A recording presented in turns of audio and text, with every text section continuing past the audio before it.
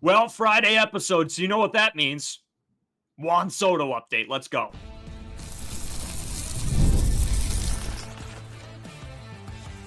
You are Locked On Blue Jays, your daily Toronto Blue Jays podcast. Part of the Locked On Podcast Network, your team every day.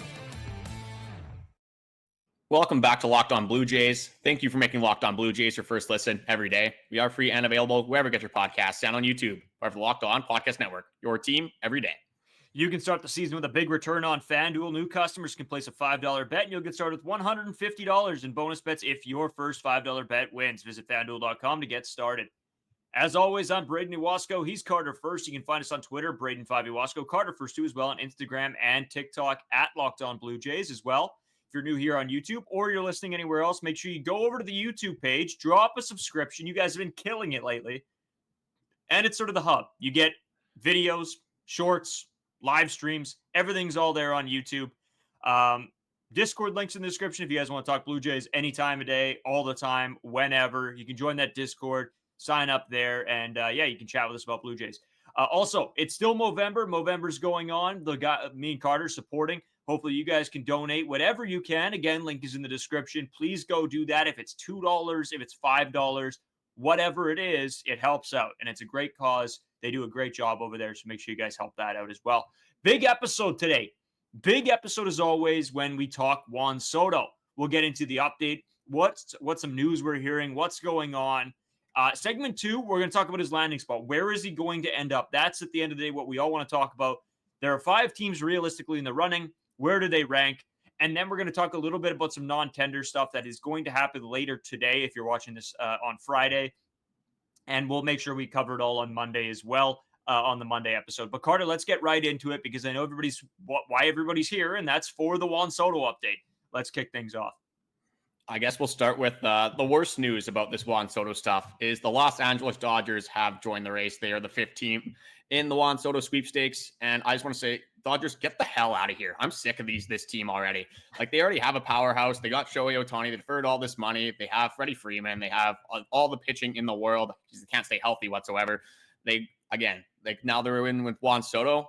Like, Teoscar Hernandez has expressed interest on signing there, but I love Teoscar Hernandez, but Juan Soto, massive upgrade, obviously. I'm just getting sick of these Los Angeles Dodgers already. Dude, it is so frustrating when you hear them come into every single conversation, and it always comes out on a guy that Blue Jays fans and the Blue Jays media are so hyped about, and then you're like, oh yeah, that's right. Oh, the other 3 teams that are the biggest spenders in the league are going for him as well. And of course, that's always how it works.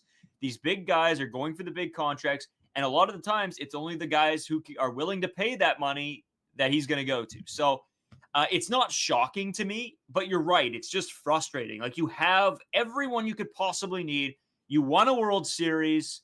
Can enough be enough at any point or no? Or is it going to be every single player? Vladdy will probably get a contract offer from them. Like, Jesus. They can't stay in their own business, unfortunately. And like you said, they already have a World Series. They already landed Shohei Ohtani. What more does this organization need? It's they're starting to get up there for me with the hatred of MLB teams. Obviously, for me, it's going to be the New York Yankees at 1. I don't think that's ever going to change. But say Juan Soto goes to the Los Angeles Dodgers. I mean, the Blue Jays, how are they supposed to compete with this team? They have Shohei Ohtani in their lineup. They have Juan Soto. They're going to have Mookie Betts. They're going to have Freddie Freeman, Max Muncy, Will Smith. That's a top 6 right there. That is absolutely unbelievable. And even if the Blue Jays re-sign Vladdy, they re-sign Bo, they could sign, honestly, whoever this free agency. It is going to be a very tough time to compete. Luckily, they are in the NL, but obviously the World Series aspirations are for every single team. Every single team wants to win, and they are lucky, I guess. They don't have to play the Dodgers a lot, but if they want to get to that World Championship, it's a pretty good chance that the World Series is going to involve the Los Angeles Dodgers for at least the foreseeable future. Yeah, I mean, if you look at it, their team is built so solid from top to bottom. And when the pitching comes back, when Ohtani's back pitching, I mean, there's no beating them, man. It's hard to not have them predicted every year as World Series champions. Like, if I'm a bettor, I'm betting that every day of the week because who else is going to beat them? The Yankees tried, not a great fight there. And they had Juan Soto and Aaron Judge and Stanton and Garrett Cole. Like, I don't know, man. at some point, another team is going to have to try to do what they're doing just to keep up. And yes, other teams can win. Stuff can happen, injuries, their guys don't show up to play a couple games. Things can happen. But if you're looking pen to paper, who's the best team in the MLB? It's not even close. Well, and we'll go over the payrolls again. Like, let's look at teams involved in these Juan Soto Sweepstakes. The New York Mets, obviously one of the favored options, number one payroll in the league in 2024. New York Yankees, again, those are probably the two favorites right now. They're number two in payroll. The Philadelphia Phillies, a little bit of a dark horse. They're number four. They didn't have the in-person meetings with Juan Soto, so I think that doesn't mean they're as in. But again, there's been more wild things that have happened in the MLB. Phillies are at number four. The Dodgers are at five. I think that's mostly just because of the deferred money. If you account for the Shohei Ohtani contract, Freddie Freeman, those kind of deferred contracts, they would obviously be number one. Toronto Blue Jays come in at 9, and the Boston Red Sox come in at 11. So it's not really a money thing for the Toronto Blue Jays. Rogers has a ton of money, obviously, multi-million. I don't even know, they're probably $1 billion company at this point. It's not going to be a factor for Rogers to get Juan Soto. If they want to get Juan Soto, they should be able to. And Edward Rogers has expressed that he is extremely motivated to get Juan Soto. So, and with them being in on Shohei Ohtani last season with that $700 million contract, I don't necessarily see it extending past that. But I did see a report earlier this week that some analysts have Juan Soto at a 15-year, $45 million per year contract, which accounts for $675 million. So maybe you were right with when we had this little bit of an argument on the podcast. I still don't really agree with that overpay. But again, when it's Juan Soto, can you really overpay for the guy? That's what I mean. Everybody else is having to make moves because the Dodgers are willing to go out and give them that money. And that was proven with Shohei Ohtani and what they gave him. Now, every other team's like, okay, we got to make a move in return. And when Juan Soto is available, you're like, okay, well, what money's available? And if you have $45 million a year for the next 15 years, then you're going to pull the trigger. There's always deferrals. There's always that kind of stuff. And that's something I wanted to a little bit discuss with the Juan Soto stuff, which I don't think is being talked about, is the deferral of money. And I could understand. I think this is a place where the Blue Jays could succeed in deferring some of Shohei or Juan Soto's contract to, the following 10 years or backloading the contract so that it gives them more room to sign more guys. And that's all saying if the Toronto Blue Jays get Juan Soto, but I think that that's a very good possibility of what happens no matter where Juan Soto goes. And there's been so many reports with so many different things. We kind of talked about this, I think, the last time we did a Juan Soto episode. It's tough to take a lot of these things at face value. There is so many different reports, so many wild things that have been coming out. I saw this report earlier that said the Blue Jays might try to trade George Springer to make room for Juan Soto. How much validity is there in that? I think the Toronto Blue Jays would love to dump George Springer. But how are you going to do that? How are you going to take that approach with George Springer and his last season still has 2 more years on his contract? There's a bunch of different ones as well. I'll go over just a couple here. Some are saying that Juan Soto is very, they're downplaying the geography that he wants to sign. And apparently he only wants to sign on the East Coast. So that would take out of the race the Los Angeles Dodgers and the San Francisco Giants. I mean, why wouldn't you want to play in California, though? That doesn't really make a lot of sense to me.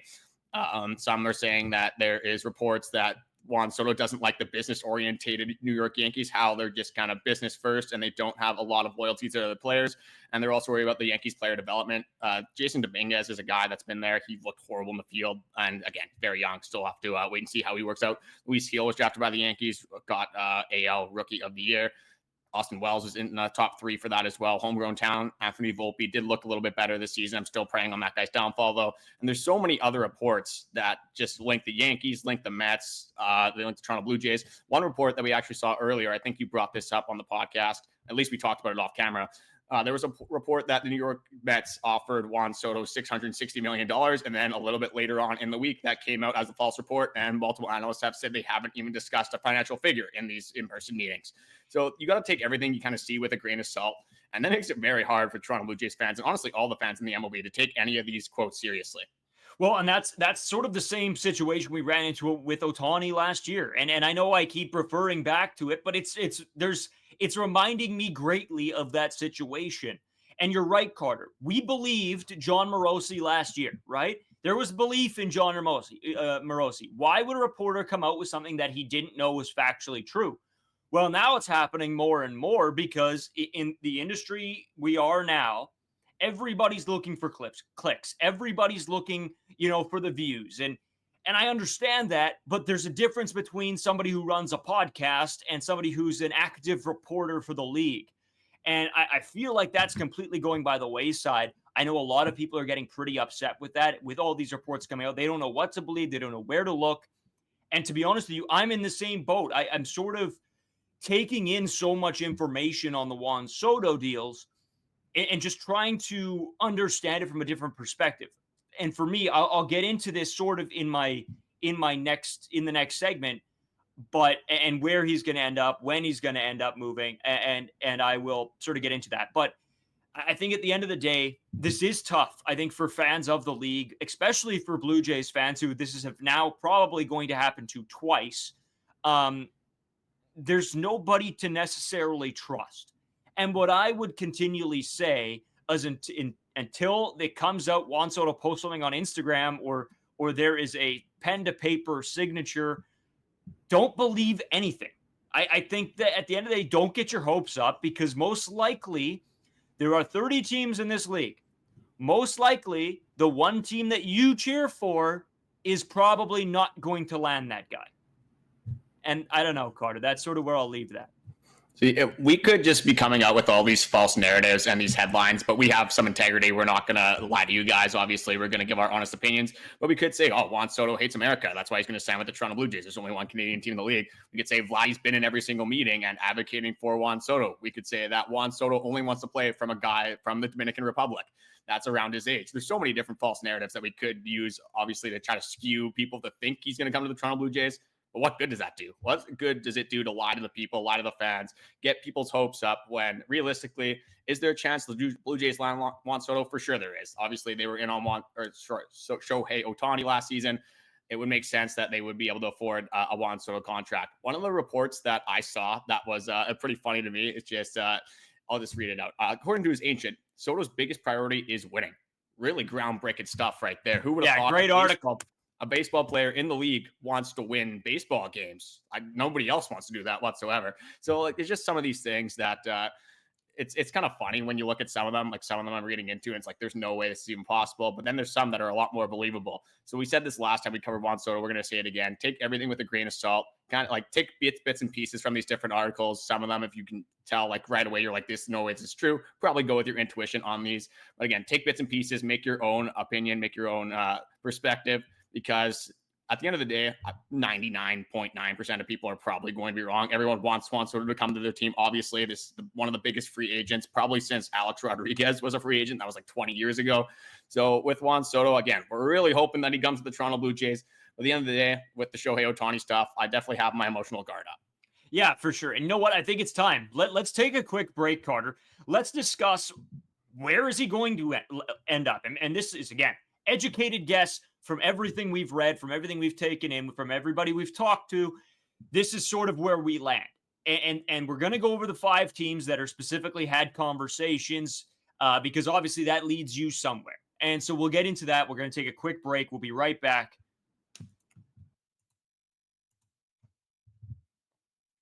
Today's episode brought to you by Game Time. As I always tell you guys, Game Time is my favorite place to buy tickets. They have so many good discounts, features, and sort of everything included that just make it the best app to use for buying your tickets. They have Game Time picks, which makes it even easier to save more on sports, comedy, concert, theater, whatever you want. They're all in pricing, which is one of my favorite components because toggling this feature shows you the total upfront with no surprise fees at the checkout. That's one of my biggest complaints when I go through ticketing apps is getting like an additional $20 on your tickets when you go into the checkout. It just sort of pisses me off. They have their panoramic seat views where you can, if you can see the actual view from your seat. And it's awesome because I like to know where I'm sitting when I'm buying that ticket. Take the guesswork out of buying tickets with Game Time picks. Download the Game Time app, create an account, use code LOCKEDON MLB for $20 off your first purchase. Terms apply. Again, create an account and redeem code LOCKEDON MLB for $20 off. Download Game Time today. What time is it? Game Time. All right, Carter, it's time. Where do you honest to God think that Juan Soto lands? I'll throw this in there as well. When do you think Juan Soto picks his final destination? So, yeah, we'll go over the 5 teams. Obviously, the Mets, Yankees, Blue Jays, Dodgers, and Boston Red Sox. I'm going to go over initially. We'll probably both go over where we think he's going to land, obviously, in order. And then also, like, what would the worst case scenario be for the Toronto Blue Jays if Juan Soto signed with any of these teams? So for me, realistically, I can't put the Jays at the top, obviously. They've been linked to him multiple times. They say it's dark horse candidates. I think it was Fiensand or Nightingale. I can't remember. Yeah, I think it was Bob Nightingale. Or was Fiensand that said that he was the favorite to land in Toronto. Not really taking too much validity from that. For me, it's the New York Mets. I think the New York Mets, with the highest payroll, they're going to throw an offer at him that he can't refuse. And I think with Juan Soto, maybe you saw a little bit of the Yankees, the fandom, not the greatest fans of all time, fairly arrogant, I think is a fair thing to say. Not obviously about all New York Yankees fans, but a fair majority of them. I mean, just look what happened in the World Series, the Mookie Betts. Again, that's a very stereotypical fan perspective of New York Yankees fans. But for me, it's the New York Mets, and it's simply just because of the payroll with Francisco Lindor there. I think they're going to offer him a contract they cannot refuse. But my number 2 would be the New York Yankees. 12 out of 18 executives interviewed by ESPN's, I got to find his name here. Anyway, 12 out of 18 executives said that you go back to the New York Yankees. Again, he's already played there. He's familiar with the New York Yankees. Aaron Judge is locked up there. So obviously you're going to be playing with a guy. That's why I have the Toronto Blue Jays at 3. Maybe if Vladimir Guerrero Jr. is signed long-term, that they hike it up a little bit. But who's to say that they're going to sign Vladimir Guerrero Jr. or Juan Soto when they can't extend Vladdy? They haven't extended Bichette. There's a lot of uncertainty there. Then it would go to the Dodgers. The Dodgers, if he wants to win, obviously Juan Soto wants to win baseball games. I think that's a fairly obvious thing to say. The Dodgers, obviously, with if you want to win, you look at all the guards you'd have in that lineup. You'd be protected by guys like Freddie Freeman, Shohei Ohtani. You're going to have to pitch to Juan Soto in those scenarios, even though he is one of the best players in all baseball. And then I have the Boston Red Sox at 5. Don't really see this happening at all. You can't get Mookie Betts. Don't really think you're going to get Juan Soto. Yeah, and that's fair. And I don't completely disagree with your list. I just I've sort of come to a little bit of a different conclusion. My first has to be the New York Yankees. I think that he's spent time there. He understands how things work. I wouldn't understand moving somewhere else. They just made it to the World Series. You'd think that team would be able to push past and then go and win one. That in my head, if I was him, I could understand the thought process of, okay, let's go back and do it again. So I totally believe that it's going to be the Yankees at number 1. And then, of course, I got to have the Mets at number 2, just with everything coming out. They, like you talked about, Carter, the payroll is just unbelievable for the Mets.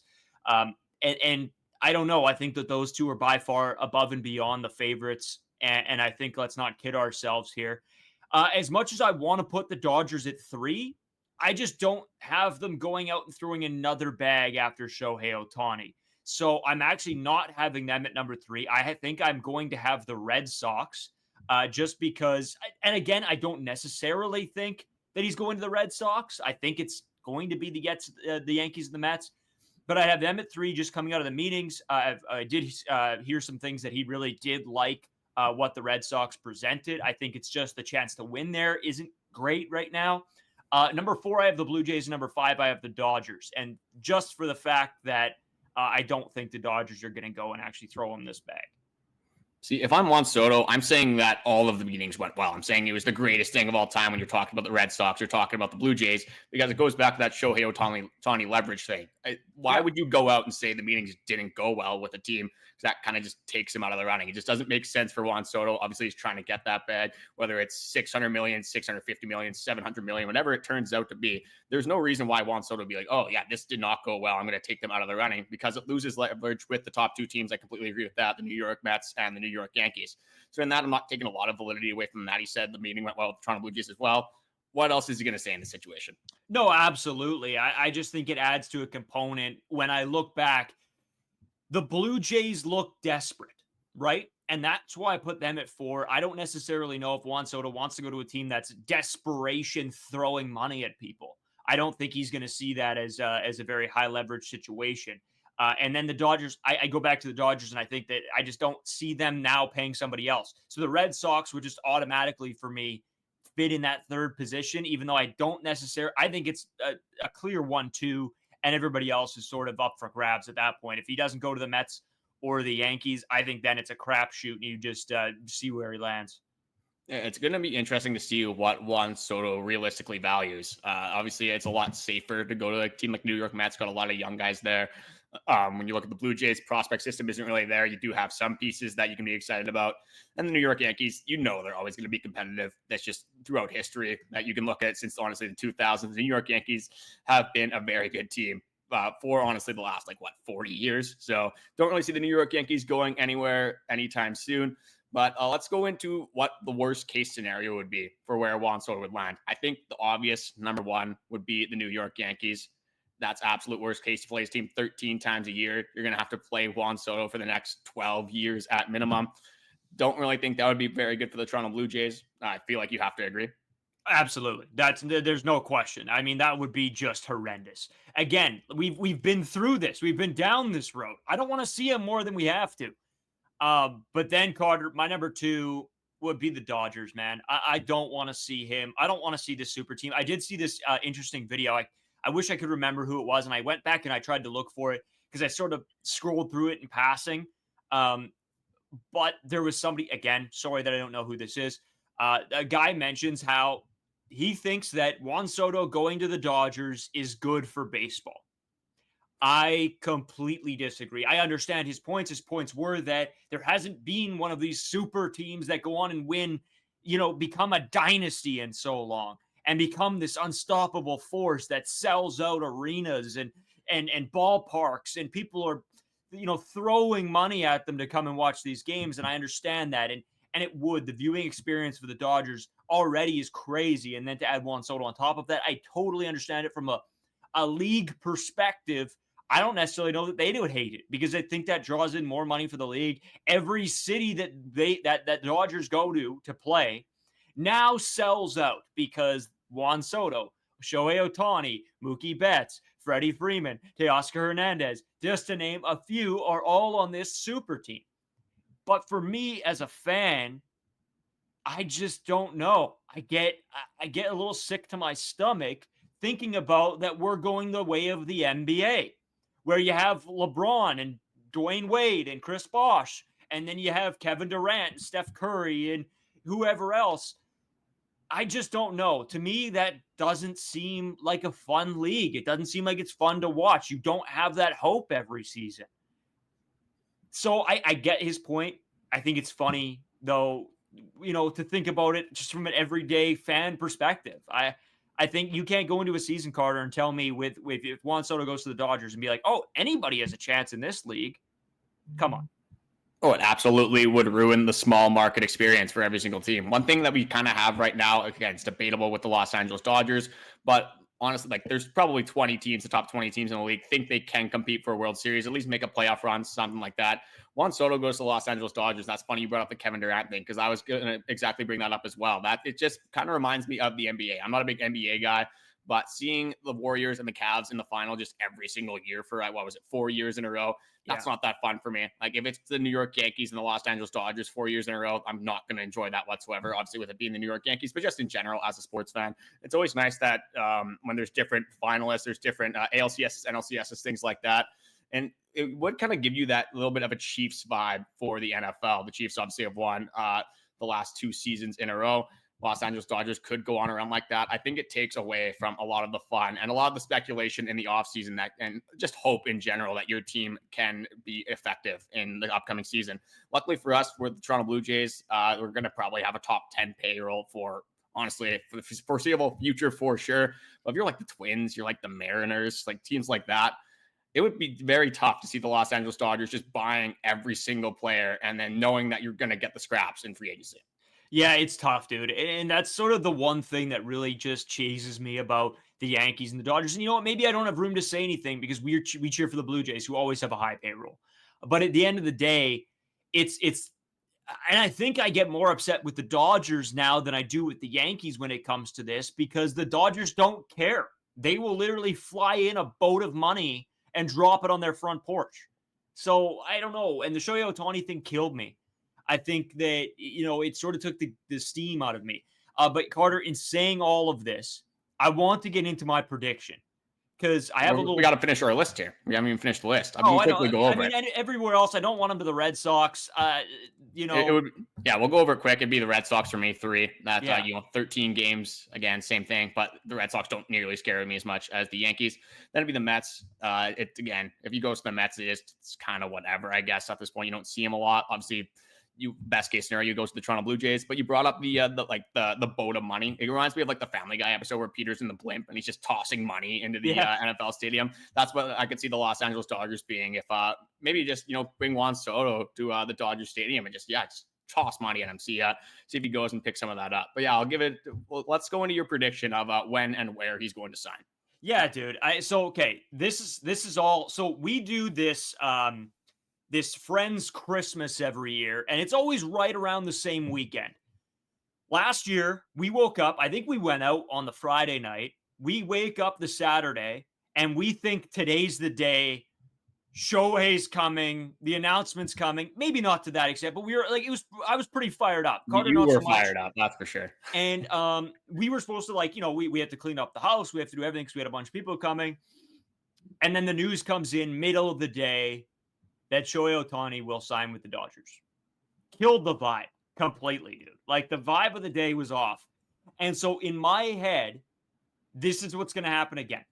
December 7th, middle of the day, which is a Saturday, Juan Soto will announce that he signs with somebody not being called the Toronto Blue Jays. I bet you that it's either going to be the Mets or the Dodgers. I could see it being the Mets, to be honest. I don't know why. I had the Yankees in my number 1, but I could still see it being the Mets. And we'll wake up December 7th, and Juan Soto will be not a Blue Jay. I feel like a Saturday signing would be a little bit weird. That would be horrendous, obviously, for our mental health on that day, because it's supposed to be such a fun day for us on the 7th there. But definitely would put us in bad spirits, especially to start off the day. I think it's going to be like a random Tuesday. Again, I made this prediction. I don't know if I said this on the podcast, but I definitely said it to you off camera that we're not going to get a transaction until December. I've been praying for it. I've been hoping for it on this podcast. Realistically, it's going to be sometime in December. So I'm just going to pick a random Tuesday here. I'm going to pick December 17th. It's going to be closer to Christmas. He's going to use that leverage a little bit more, try to persuade people in these talks to use leverage, whatever, with the Red Sox, Blue Jays. Eventually, like I said, going to sign with the New York Mets. Is it going to be surprising at that point? I can't say it will be. Will I be upset? Absolutely. Yeah. I don't know. It's just a feeling I had in my gut. And after going through this last year, it was sort of like, oh, here we go again. Jump on the bus. We're going for a ride. I got one more thing, actually. Just there's a lot of people that I've seen on Blue Jays media, whether it's Twitter, sometimes our comment section, things like that. They're like, why would you even think Juan Soto is going to come to the Toronto Blue Jays? There's no way he's coming to the Toronto Blue Jays, blah, blah, blah, blah. I've been pretty upfront and honest about I don't think he's going to come to the Toronto Blue Jays, but who are we to say anything and take away hope from Toronto Blue Jays fans? I feel like at that point, just being a sports fan, like 99.9% of our sports fan experience, especially from the Toronto Blue Jays, is heartbreak. That's just what being a sports fan is. You get so excited, you get so fired up for everything, and then you get ripped back down. And I don't know why that just keeps us all in, the emotional distress that we're always in, but if you're one of those guys that's saying, oh, Juan Soto has no chance to sign with the Toronto Blue Jays, and you're going at people in comment sections, or like if somebody's like, oh, Juan Soto could sign with the Jays, and you're just like, absolutely not. Have a little bit more fun with this. Well, yeah. And you know what? Like, we've had people like come at us saying, like, why are you guys even doing episodes on Juan Soto? He's not going to be. It's like, you guys realize that, like, we do a podcast, right? Like, all this speculation that we go through is what probably every fan out there is going through as well. They're reading all the articles. They're talking to their friends about it. Why not come on here, have somebody else that's going through the exact same thing as you guys? Even if you, in your back of your head, you don't believe it's going to happen, have a little fun. I don't know. Sports are supposed to be fun as much as it kills me sometimes. Yeah, it's fun at the end of the day. Me and Carter and our roommate Justin, we sit on the couch and we watch baseball games all year long. And do you think we want to sit there and, I don't know, bang our heads against the wall? No, we'd love to be cheering and excited that our team's doing great, making big signings. Yeah, Carter, I'm with you. It's just, it's frustrating, especially when people go at each other in the comments over something like that. That's crazy to me.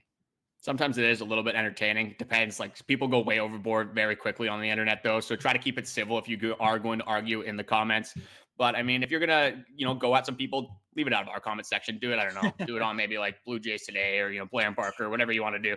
But saying that, we do have a non-tender that we want to go into. There has been some reports about one of these pitchers on the Toronto Blue Jays that are more and more likely to not get a contract for this upcoming season. We're going to get into that after this short break. Today's episode brought to you by FanDuel. Get ready to tackle NFL action with FanDuel, America's #1 sportsbook, because right now new customers can bet $5, get $150 in bonus bets if you win. The FanDuel Sportsbook app gives you everything you need to place live bets on the NFL all in one place. So when you get a hunch in the middle of a game, you can check out the latest stats, view live play-by-play, and so much more on the same page where you place your bets. I'm telling you guys, I do an NFL picks thing every week where I pick 3 games. And this week, I mean, it's random. It's a little bit random how I get them. I went 49ers, I went Cardinals, and I went the Vikings. Those are my 3 teams to watch out for. So if you want to ride with me, you can. If you want to, fade me, do that too. Just visit FanDuel.com to join today. You'll get started with $150 in bonus bets if you win your first $5 bet. That's FanDuel.com. Never waste a hunch and make every moment more with FanDuel, an official sportsbook partner of the NFL.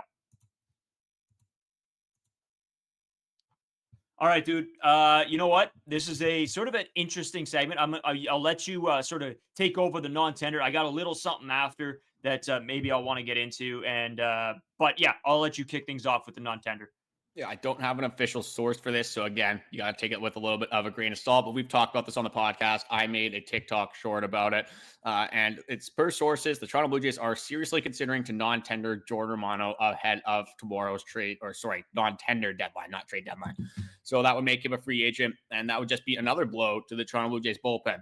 We've kind of said this before. If this happens, they got to be worried about his injury, that elbow impingement. They got to think he's not going to be ready for the 2025 season. And if you want to compete, you want to make a run, obviously, for at least the playoffs. Having 7.75 around there, it's projected arbitration. Having that clear the books, maybe you throw that at Juan Soto. Maybe you go and get a different reliever that's on the market right now. Carlos Estevez, Jeff Hoffman, just to name a few. Tanner Scott would be a nice left-hander for this bullpen. So that's the only reason in my head that I can see that why the Toronto Blue Jays would non-tender Jordan Romano, because if this guy's healthy, you've seen what he can do the last 3 seasons before this injury. I don't know what the thought process is here, Carter. I'm sort of with you. There has to be some injury troubles or something. Maybe you don't see a bounce back in Jordan Romano's, future. And I think if that's the case, that really sucks with everything that, he's done. Canadian. Tough. Yeah, exactly. Yeah. But at the end of the day, if that's how things are playing out, then I understand. I think if that happens, for me and my mental health, I would need some clarity on what's going on, because I don't understand throwing away a good bullpen piece like that. I don't know if you're signing anybody better than him for what the price point is. But at the end of the day, you're right. If it comes down to an injury and he's going to be playing through injury or not being able to get to his best self, I don't think that helps the Blue Jays either. Yeah, and the only other thing that I can think of, again, I'm just kind of brainstorming while you were making that opinion. They don't like maybe the 2-pitch pitcher in Jordan Romano. Again, got the fastball. The fastball isn't necessarily the greatest pitch of all time, but when his slider is on, it is really good. Maybe they're trying to get a guy that has more of a pitch mix. But even then, we've seen Jordan Romano be effective, but we have seen Jordan Romano get our heart rates going as well. So maybe they just want more certainty at the end of the bullpen. If they're going to pay a guy around $8 million or more than that, they want to make sure that he's going to be effective for 2025. Yeah, sure. I mean, that makes sense. I don't know. No, I get the point of view. I understand it. I just disagree with it, I guess. Because yes, watching him pitch, sometimes you're right. Guys get on that slider, the slider's not on, and then he's got to work with the fastball, and then guys can take that out. It's really not much of a mix, and it's hard for a reliever to come in and only have 2 pitches, especially when you get into a playoff run. So I do understand it. I just disagree. I think that Jordan Romano has shown that he's able to work with the 2 pitches well.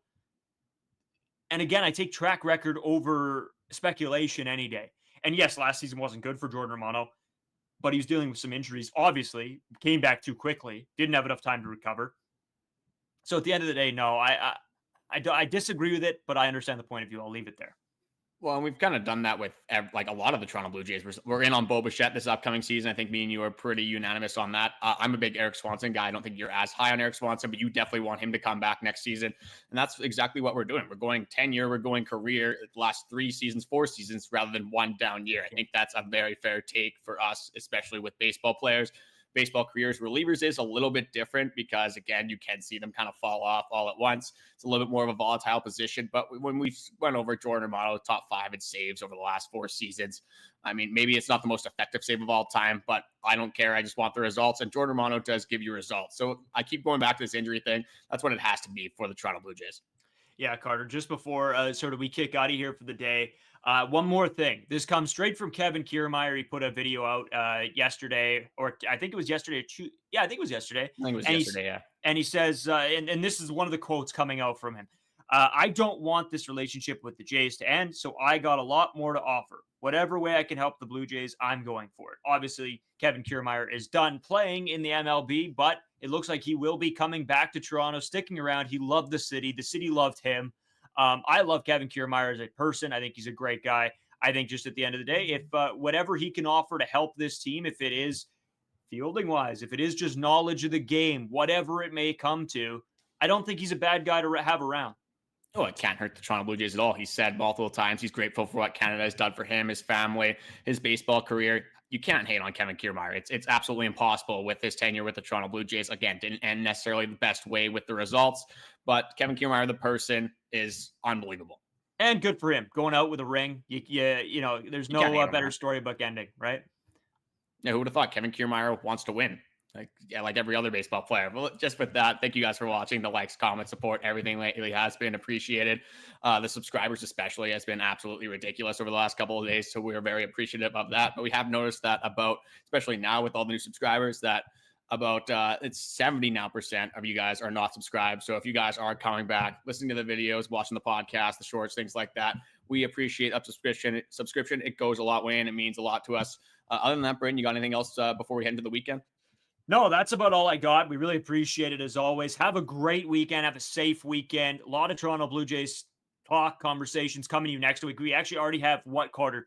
Like, I think the Monday episode, the Tuesday episode, the Wednesday episode, they're all, unless something huge drops, there's so much information to get to you guys. And that, we don't want to drag out for like an hour and a half podcast either. So, we're trying to get everything out as quickly as possible and make sure that you guys are getting all the information. So that Monday, Tuesday, Wednesday is going to be crazy. So make sure you guys tune in for the Monday, Tuesday, Wednesday episodes for sure. As always, like Carter said, always appreciate you guys watching, subscribing, tuning in, and everything. Have a good weekend.